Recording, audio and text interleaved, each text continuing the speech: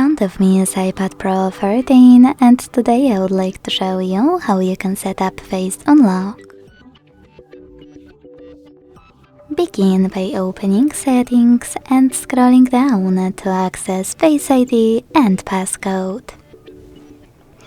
Then enter your passcode over here and tap on Setup Face ID.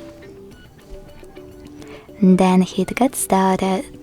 Remember to keep your face in frame and follow all of the instructions from your screen.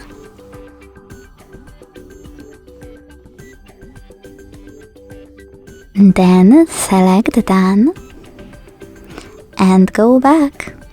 If you want to, you can also tap on Set up an alternative appearance to add your Face ID when you look a little different, for example with or without makeup.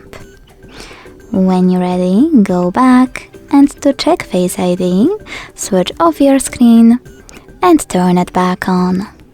So now when I look at it, I can see that Face Unlock is working properly. Thanks so much for watching. If you enjoyed this video, don't forget to leave a like, comment and subscribe. Bye!